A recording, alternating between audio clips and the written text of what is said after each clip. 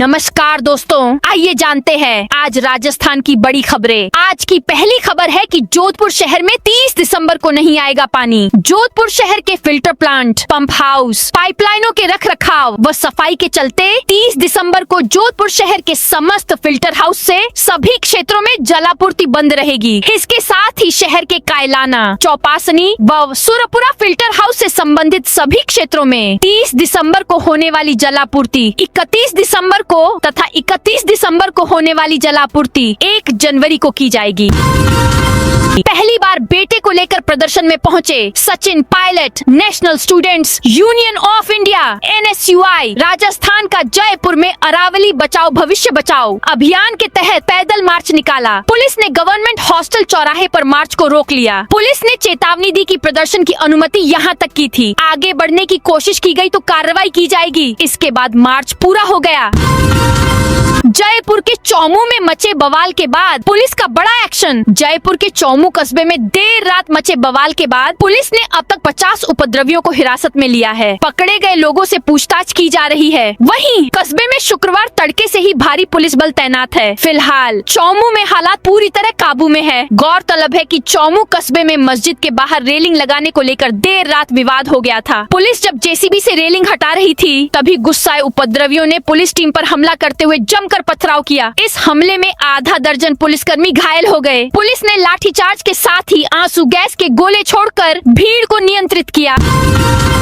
अरावली और मनरेगा मुद्दे पर कांग्रेस का बड़ा अभियान। कांग्रेस ने अरावली हिल्स की परिभाषा बदलने और मनरेगा कानून में बदलाव कर ग्रामीण गरीबों के अधिकार छीनने का आरोप लगाते हुए प्रदेश व्यापी जन जागरण अभियान चलाने का ऐलान किया है। अभियान के तहत जिला, ब्लॉक, मंडल और बूथ स्तर पर विरोध प्रदर्शन और जनसंपर्क कार्यक्रम आयोजित किए जाएंगे। पार्टी के मीडिया चेयरपर्सन स्वर्णिम चतुर्वेदी ने बताया कि प्रदेशाध्यक्ष गोविंद सिंह डोटासरा ने 27 से प्रदेश भर में जन जागरण अभियान शुरू करने के निर्देश दिए हैं।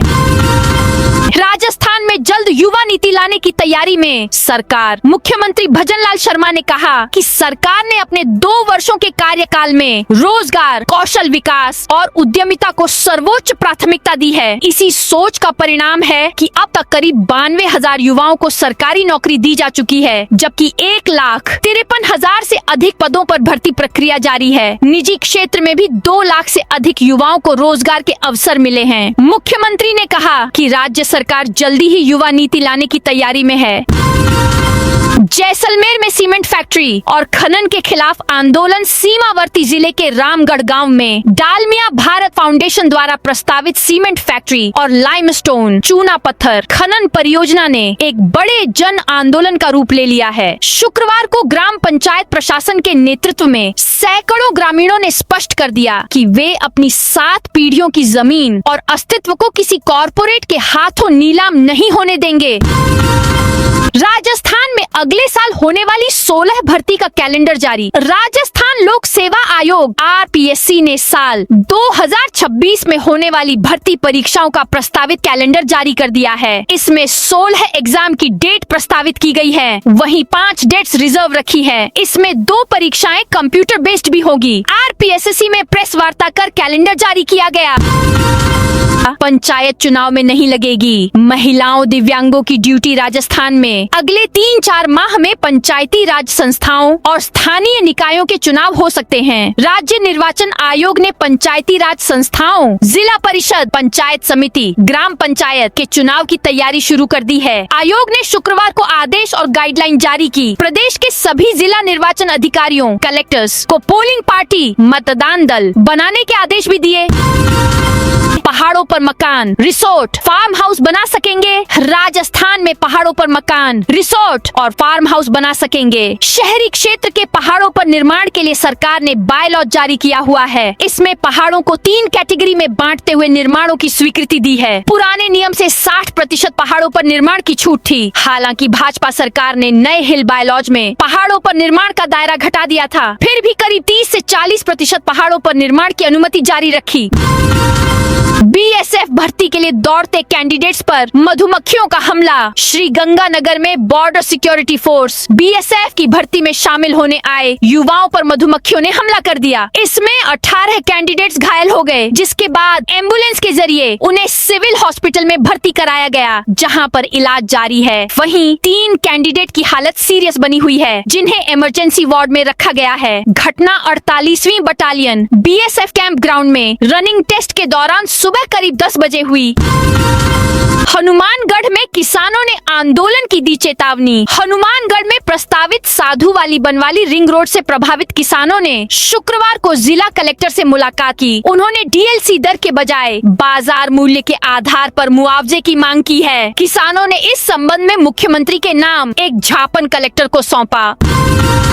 सलमान खान को कोटा कंज्यूमर कोर्ट में आना होगा। कोटा कंज्यूमर कोर्ट ने बॉलीवुड स्टार सलमान खान के हस्ताक्षर की फॉरेंसिक जांच के आदेश दिए हैं। पान मसाला विज्ञापन मामले में सुनवाई करते हुए कोर्ट ने कहा 20 जनवरी को उन्हें दस्तावेजों के साथ व्यक्तिगत रूप से पेश होना होगा। दरअसल याचिकाकर्ता भाजपा नेता व एडवोकेट इंद्रमोहन सिंह हनी ने कोर्ट में पेश वकालतनामे और जवाब पर सलमान खान के हस्ताक्षर को लेकर आपत्ति जताई थी। उन्होंने सलमान खान के हस्ताक्षर की जांच की मांग की थी।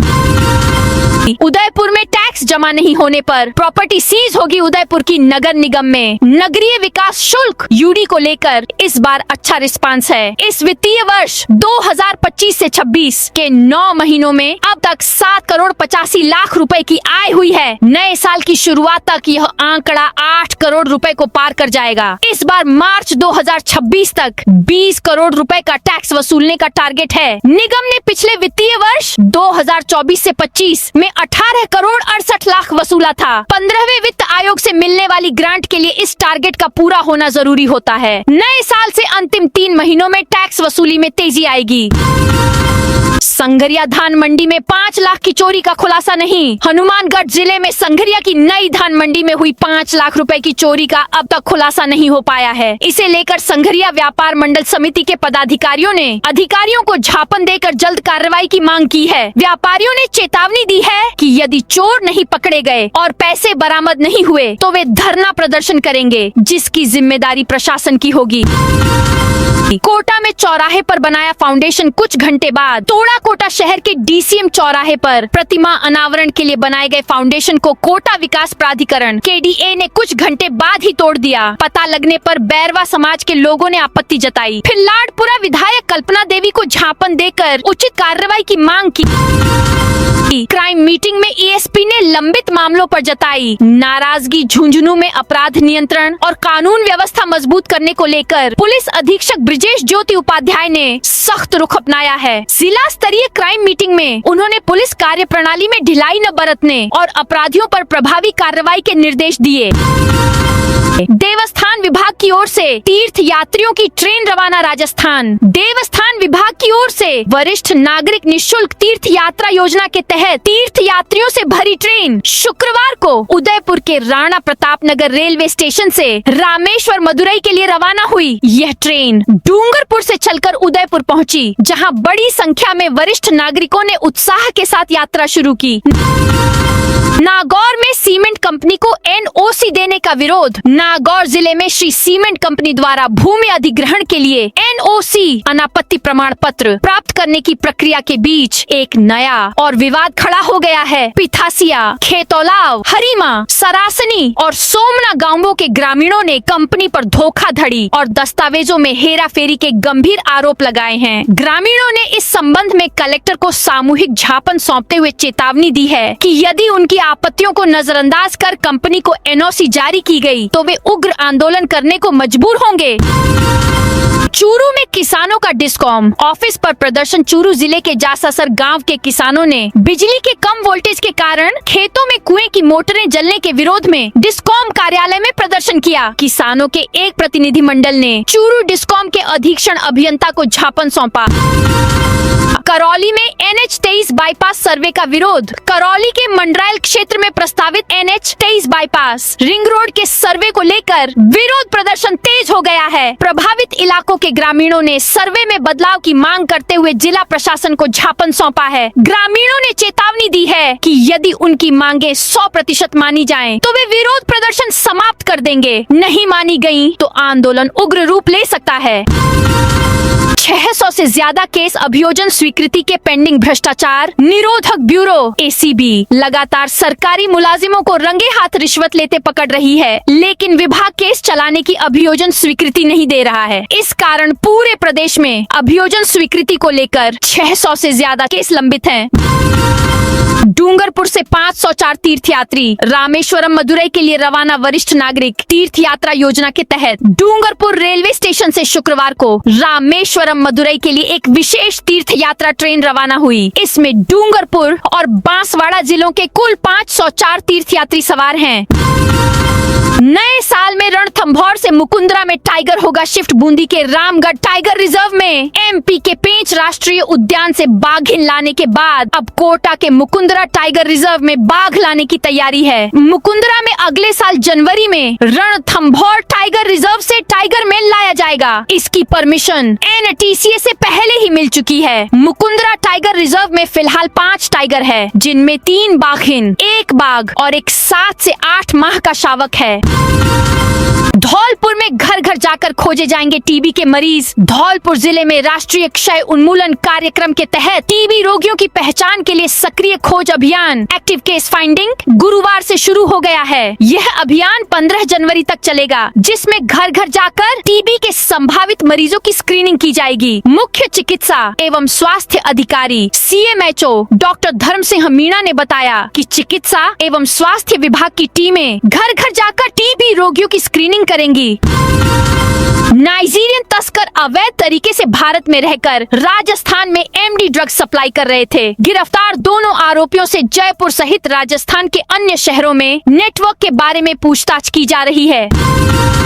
डीडवाना कुचामन पुलिस की चाइनीज मांझे पर सख्त चेतावनी। डीडवाना कुचामन पुलिस ने जिले में जन सुरक्षा सुनिश्चित करने के लिए चाइनीज मांझे के उपयोग, निर्माण और विक्रय पर सख्त रुख अपनाया है। पुलिस अधीक्षक अर्चा तोमर ने आमजन से अपील जारी करते हुए इसे अत्यंत खतरनाक और कानूनन प्रतिबंधित बताया है। बीकानेर मंडल में 850 करोड़ की बड़ी रेल परियोजना रेल यात्रियों की सुरक्षा और परिचालन क्षमता बढ़ाने की दिशा में भारतीय रेल ने एक अहम फैसला लिया है। उत्तर पश्चिम रेलवे के अंतर्गत आने वाले रायकाबाग फलोदी जैसलमेर और लालगढ़ कोलायत फलोदी रेल खंडों में व्यापक ट्रैक नवीनीकरण परियोजना को स्वीकृति प्रदान कर दी गई है। करीब 850 करोड़ रुपए की लागत से प्रस्तावित इस परियोजना के तहत दोनों रेल खंडों की ट्रैक संरचना को आधुनिक और अधिक मजबूत बनाया जाएगा। 2 दिन शीतलहर चलने का अलर्ट जारी। उत्तर भारत में पश्चिमी विक्षोभ का असर खत्म होने के साथ ही उत्तरी हवा फिर से मैदानी राज्यों में आने लगी है। इससे ठिठुरन बढ़ गई है। खेतों में फसलों पर बर्फ की परत नजर आई। अलवर में सूखी घास और लकड़ियों पर भी ओस जम गई। मौसम विभाग ने जिले में अगले 2 दिन शीतलहर चलने की चेतावनी दी है। इससे दिन के तापमान में 2 से 4 डिग्री से तक गिरावट हो सकती है। इसके बाद 28 दिसंबर से बादल छाए रहने की संभावना है।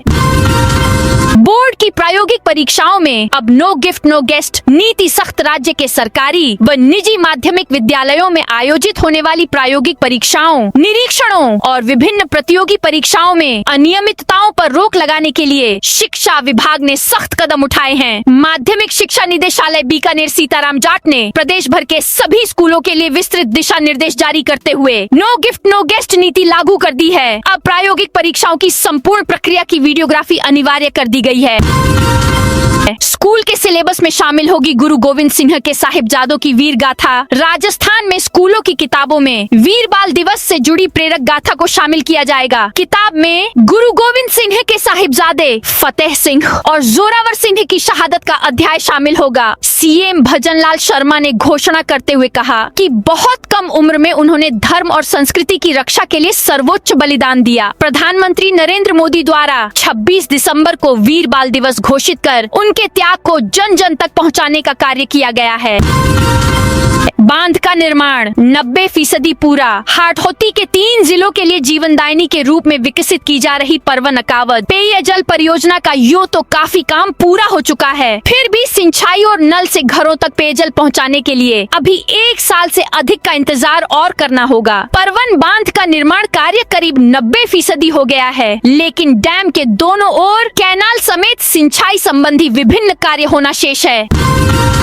सिटी पार्क में बनेगा अटल काव्य स्मारक। मुख्यमंत्री भजनलाल शर्मा ने गुरुवार को मानसरोवर स्थित सिटी पार्क में अटल काव्य स्मारक के निर्माण की घोषणा की। उन्होंने कहा कि इसके माध्यम से ई लाइब्रेरी व पुस्तकालय की सुविधा उपलब्ध करवाई जाएगी। इसके साथ ही जयपुर में अटल लोकतंत्र उपवन भी बनाया जाएगा। इसके लिए 30 करोड़ रुपए के बजट आवंटन किया जाएगा। पूर्व मंत्री राजेंद्र गुड़ा का राजपूत सभा भवन में हंगामा। जयपुर में पूर्व मंत्री राजेंद्र सिंह गुड़ा ने राजपूत सभा भवन में हंगामा किया। हंगामा होते देख राजपूत सभा के अध्यक्ष राम सिंह चंदलाई मौके से चले गए। बुधवार को गुड़ा राजपूत हॉस्टल की दीवार कूदकर अंदर घुस गए थे। उन्होंने कहा था, हॉस्टल को कंटीले तारों से घेर दिया, जिससे यह तिहाड़ जेल जैसा लग रहा। इसका वीडियो भी सामने आया था। श्रीकरणपुर में सर्व समाज की बैठक। श्रीकरणपुर क्षेत्र के गुरुद्वारा सिंह सभा में सर्व समाज की एक महत्वपूर्ण बैठक आयोजित की गई। इस बैठक में क्षेत्र में बढ़ रहे धर्म परिवर्तन के मामलों पर गहरी चिंता व्यक्त की गई। यह बैठक दोपहर 3:30 पर हुई, जिसमें विश्व हिंदू परिषद, बजरंग दल, राष्ट्रीय स्वयंसेवक संघ RSS और श्री गुरु ग्रंथ साहिब सार संभाल कमेटी के पदाधिकारियों सहित सर्व समाज के लोग उपस्थित रहे। झालावाड़ में हिंदू संगठनों ने किया प्रदर्शन। झालावाड़ में अंतर्राष्ट्रीय हिंदू परिषद और राष्ट्रीय बजरंग दल की जिला इकाई के कार्यकर्ताओं ने बांग्लादेश में हिंदुओं पर हो रहे अत्याचारों और हत्याओं के विरोध में राष्ट्रपति को ज्ञापन सौंपा। यह ज्ञापन जिला कलेक्टर के माध्यम से भेजा गया। टोंक में कलेक्टर ने चाइनीज मांझे पर लगाया प्रतिबंध। मकर संक्रांति के पर्व पर धातु निर्मित मांझे से होने वाली दुर्घटना को रोकने के लिए टोंक कलेक्टर ने निर्देश जारी किए हैं। कलेक्टर कल्पना अग्रवाल ने लोक स्वास्थ्य सुरक्षा एवं पशु पक्षियों की जान के खतरे और बिजली सप्लाई को बाधा रहित बनाए रखने के लिए पक्का धागा, नायलॉन, प्लास्टिक मांझा को प्रतिबंधित किया है। साथ ही synthetic, toxic material, iron powder और ग्लास पाउडर से बने चाइनीज मांझे की थोक व खुदरा बिक्री पर रोक लगाने के साथ ही उपयोग पर भी रोक के निर्देश दिए हैं। तो दोस्तों, ये थी आज राजस्थान की बड़ी खबरें। आप इस वीडियो को कौन से जिले से देख रहे हैं, उस जिले का नाम जरूर बताइए।